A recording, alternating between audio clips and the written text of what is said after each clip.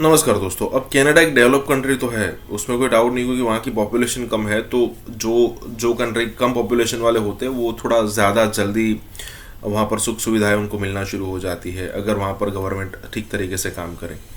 लेकिन अगर इंडिया जैसे कंट्री को अगर आप काउंट करो तो उसमें थोड़ा समय लगता है, क्योंकि पॉपुलेशन बहुत ज़्यादा होती है। लेकिन अगर हम बात करें यहाँ पर जो भी सिचुएशन चल रही है, अगर मान लीजिए कि इंडियन गवर्नमेंट ने यहाँ पर ठान लिया कि भाई अगर कनाडा को बर्बाद करना ही है, क्योंकि देखिए इंडिया के खिलाफ अगर इंडिया की तरफ में अब देखो तो बहुत सारी चीज़ें हो रही है। जैसे पिछले दिनों G20 देखा हमने, फिर उसके बाद एक कॉरिडोर की अनाउंसमेंट हुई। उसके बाद कभी भी हम G7 के G8 कर सकते हैं, मतलब इंडिया शामिल हो सकता है, परमानेंट सीट कभी भी मिल सकती है। अब ऐसे कंट्री के साथ कनाडा की लड़ाई तो अच्छी नहीं है, मतलब कि अगर कनाडा इंडिया के साथ इस लड़ाई को ज़्यादा चलाता है तो उसमें घाटा कनाडा का ही होने वाला है, क्योंकि इंडिया जो है वो धीरे धीरे जाइंट बन रहा है, कई महीनों में हो भी चुका है। और कनाडा आज भी वही है। क्या आपको कभी ऐसी कोई न्यूज़ मिलेगी कनाडा ने ये कर दिया वो कर दिया? बस एक न्यूज़ आती है इंडिया में कि भाई कोई ना कोई आपके आसपास के जो लोग हैं वो कनाडा जाते हैं पढ़ने के लिए और फिर वहीं स्थायी हो जाते हैं, क्योंकि पॉपुलेशन कम है, ऊपर से गवर्नमेंट थोड़ी सपोर्ट कर देती है पैसों के हिसाब से। तो उस हिसाब से अदरवाइज कोई ऐसी कोई न्यूज़ आती नहीं है कनाडा की तरफ से। इसी के साथ ही वीडियो शुरू करते हैं। ये शुगर, ये आटा गंदम, ये चीनी, इन्होंने हमें ऐसा रज के तबाह किया कि फिर दुनिया आज भारत चांद पर है, सूरज की तरफ उसका सफर जारी है। G20 पे वो मेजबान है, कॉरिडोर वो कर रहा है, वो मिडल ईस्ट एंड यूरोप। और हम चंद 100 किलोमीटर का सी पैक हमसे संभले नहीं जा रहा। चीमा साहब, आप कंट्रीज आज बैठ के देख लें कि भारतीय डायस्पोरा किस कंट्री के अंदर द रिचेस्ट नहीं है और द मोस्ट एजुकेटेड नहीं है, और उनका इन्फ्लुएंस देख लें। आप कह रहे हैं शार्ट्स कौन काट रहे हैं, मैं तो कहूंगा ये शार्ट्स यही काट कर रहे हैं, भारतीय ने ज्यादा शार्ट्स काट रहे हैं, बिल्कुल काट रहे हैं। यहाँ वाइस प्रेसिडेंट कैमला हैरिस है, 2 प्रेसिडेंशियल कैंडिडेट रिपब्लिकन भारतीय हैं, ऋषि सुनक भारतीय है। और तो 6 महीने तो कैमला हैरिस को दफ्तर नहीं मिला था सर, उस वो कहाँ शॉर्ट्स कॉल कर रही है? शॉर्ट्स कॉल करे ना करे, इन्फ्लुएंस जरूर है। अजय बंगा तो है ना, मुझे ये बताएं G20 में स्टेज के ऊपर अजय बंगा खड़ा नहीं था। और तीसरी मुझे बात साहब, आपको ये एग्री जरूर करना पड़ेगा, the richest and the most educated diaspora in every single civilisation on the planet. Yes, agree करता हूं। ये मैं इस पे आर्गू कर लूंगा। बल्कि सबसे बड़ी बात है, आज शाम को भी कनाडा को घुटनों के बल लाना हो तो शाम को उन्होंने ले आना। उसकी वजह ये है नॉलेज, टेक्नोलॉजी, पावर, पैसा। चौथी चीज आप क्या बता दें, पॉलिटिक्स में, मॉडर्न सिविलाइजेशन में चौथी क्या चीज होती है जो स्ट्रांग होती है? पैसे के और इन्फ्लुएंस के, पॉलिटिकल सारी चीजों के सामने। और चीमा साहब, सबसे बड़ी बात यह है, जब अब मुझे ये बताएं, आप मेरे साथ हार्वर्ड गए थे, वहां पे क्लासों के अंदर आपने कौन से लोग देखे? आपने यही देखे चाइनीज और इंडियन बैठे हुए थे, गोरे कहाँ बैठे हुए थे? गोरे सबको गोरों को कहा जा रहा है कि इनका आज भी जो हीरो है, उनको जाती दफा कहा गया कि you have been sitting on the world driving seat since 400 years, it's okay to sit on a back seat and enjoy. Weed पियो भाई, वो कहता दम मारो दम, वो तो बता गया, मार रहे हैं दम इस वक्त, हर स्टेट marijuana पी रही गोरा बच्चा। चीमा साहब, 2 मिसालें कहते हैं, आप कहते हैं शार्ट्स जो टूटे फूटे कर भी रहे हैं, वो भी नहीं करेंगे फ्यूचर में। बताता हूँ क्या है। चीमा साहब, स्टेट ऑफ मैरीलैंड ने बैचलर डिग्री की कंडीशन ही खत्म कर दी जामुन। फेडरल गवर्नमेंट के आधे डिपार्टमेंटों में उनको ग्रेजुएट ही नहीं मिल रहे, लोअर कर दिए गए उन्होंने स्टैंडर्ड, और सीओ सारे इंपोर्ट भारत से किए जा रहे हैं।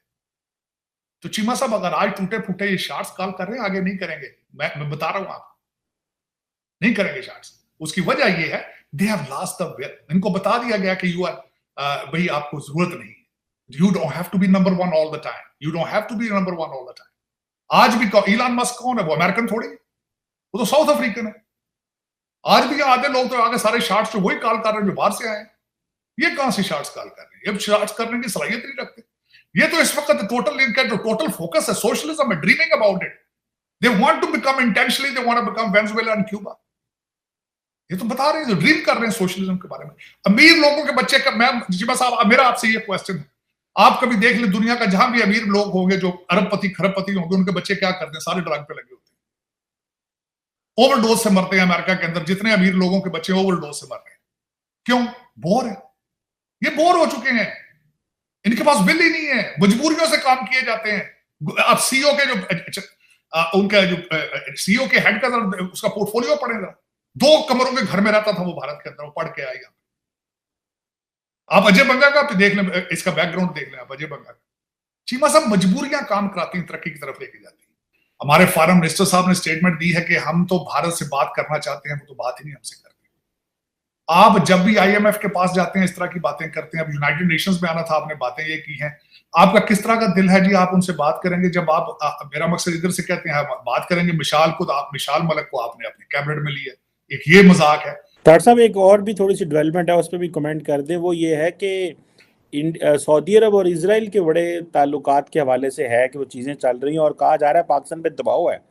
आपको क्या लगता है कि एक तरफ अगर अब्राहम अकॉर्ड ऑलरेडी हो चुका है, जो आप ट्रम्प दौर में हुआ था, उसके बाद हम ये देखते हैं कि सऊदी अरब जो है वो मज़ीद वो कह रहा है कि हमें कंसेशंस दें, साउथ कोरिया जापान जैसी सिक्योरिटी अरेंजमेंट दें, न्यूक्लियर प्रोग्राम दें। और आज वो MBS साहब ने इंटरव्यू दिया और उन्होंने कहा है कि हम हर रोज़ आगे की तरफ जा रहे हैं इसराइल के साथ ताल्लुकात में बेहतरी में। सो इट मीन्स कि बहुत काम हो रहा है पीछे। पाकिस्तान को आप क्या समझते हैं, कंफ्यूज ही रहेंगे जिस तरह 76 साल से हैं, या क्या पैसे जो दे देगा आप कर लेंगे? अगर सऊदी अरेबिया आपको आज शाम को कह देते आप हम 2 बिलियन ले लेते हैं, आप इजराइल को एक्सेप्ट तस्लीम कर लें, आपने शाम को कर लेना।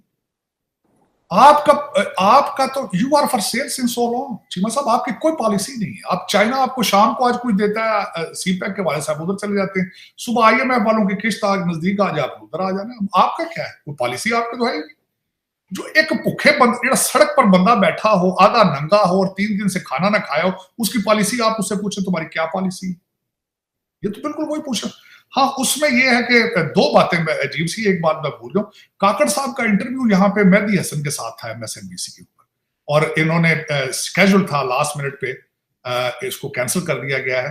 लेकिन मैं एक हैरान होता रहता हूं, किसने मशवरा इनको दिया था कि मेहदी हसन साहब के साथ बैठे? हालांकि वो इतने रफ वो जर्नलिस्ट है जिसकी हद को नहीं, वो छक्के छुड़वा देते हैं यहाँ पे विवेक रामास्वामी के भी।